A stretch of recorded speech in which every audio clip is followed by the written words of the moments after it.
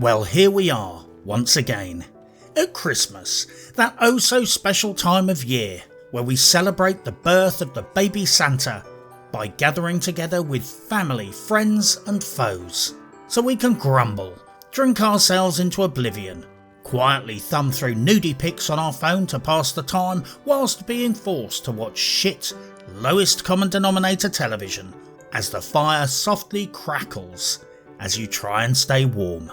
After all, those used car tyres are not going to burn themselves. Christmas is a time to spare a thought for people less fortunate than yourselves, who through no fault of their own have to suffer in despotic third world shitholes, survive crushing hyperinflation, endure social unrest whilst living under the yoke of absolute tyranny. Places like Syria, Canada, and obviously the United Kingdom.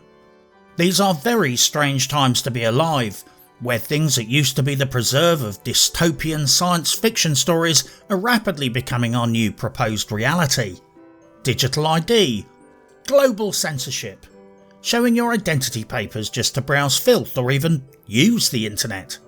These are indeed dark times, but at least they are exciting times, and I'm personally confident that people will rise up and say, "Yeah, fuck off, mate." If history has taught us one thing, it is that civilizations built on the principles of liberty generally endure, whilst totalitarian regimes usually always fail. Well, apart from China, but they are fucking odd. And at the very least, the world has finally managed to reach at least some form of philosophical consensus by finally agreeing that Die Hard is a Christmas movie. So maybe there is still some hope for humanity after all. I knew that. Why didn't everyone know that? Why did people even need to argue about that? I also need to thank you all for your continued support and frankly interest, given my extended absence this year. I owe you all an apology for that. I guess the best way to put it is that I had a bad case of video game AIDS, most likely caused by extended long-term exposure to shit video games. But sadly for everyone, I might really be back this time. That should piss a few people off. 2025 turned out to be a phenomenal year in gaming. The AAA industry appears to be on the brink of cascade failure. Genuinely independent video games seem to be in ascendancy. Amazon Studios completely butt-plundered one of my favourite franchises. Clar Obscure Expedition 33 cleared up at the Game Awards. Ha! Gay! And a conglomerate involving Jared Kushner and Saudi Arabia bought out EA Games. I worry that this is a bad thing on both fronts. Jared Kushner doesn't exactly fit the stereotype of a hardcore gamer. I bet he has never even pissed in a bottle because he couldn't go AFK. He looks more like a Candy Crush kind of guy to me. As for the Saudis, well, I suppose they might have some interesting and refreshing new ideas for Western audiences.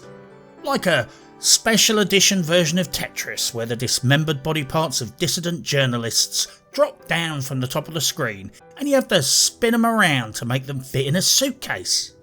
Or maybe a version of SimCity where periodically everyone gathers up in the town square to stone some poor woman to death for adultery. Or just because they think it's fun. I hope they buy out Take-Two Interactive next, because a Saudi Arabian version of Tropico would be all my Christmases coming at once. In real life, that is, and not in-game. I'm sure Christmas in-game would be banned in their version of SimCity. There's so much cultural capital here to be explored, and I look forward to seeing how Saudi influence affects EA's future product. Christmas is a time for celebrating the birth of Jesus Christ and embracing the spirit of our Yuletide traditions. Here in the UK, people come from all over the world to celebrate Christmas with us, like the proverbial 3 wise men from the Bible. Only there seems to be a lot more than 3 of them, and possibly best described less as wise and more fighting age. But they do at least travel here to enjoy the hospitality of our local inns, receive plenty of Yuletide gifts, and celebrate Christmas in their own unique way. Vandals destroyed a living nativity, tortured 2 donkeys before defecating in the church. I was personally blessed with a few very special presents this year. Ubisoft is finally experiencing the reckoning we all knew was coming down the railway tracks for a decade. Trump has started sanctioning evil despots, like our Prime Minister. And finally, after years of warning people about the World Economic Forum and the 2030 Agenda, those stupid fuckers made it all too obvious by trying to speedrun their antics around the world. So now at least people might stop calling me a conspiracy theorist. About this issue at least. Maybe in time, and with a few more cases of Havana syndrome, I might even manage to convince people that wearing a tinfoil hat is a stylish and practical life choice. But I won't be holding my breath. I do, however, genuinely hope that this video finds you all in good health, well fed, lightly plastered, and hopefully in good spirits, and that you are looking forward to embracing the new year and all the madness, insanity and horrors that await us. But however you are spending Christmas this year, whether you are celebrating / suffering with your family or enjoying Christmas alone, please know that whoever you are and wherever you may be, I am thinking of you. But for now, good luck and Merry fucking Christmas, you scurvy scum.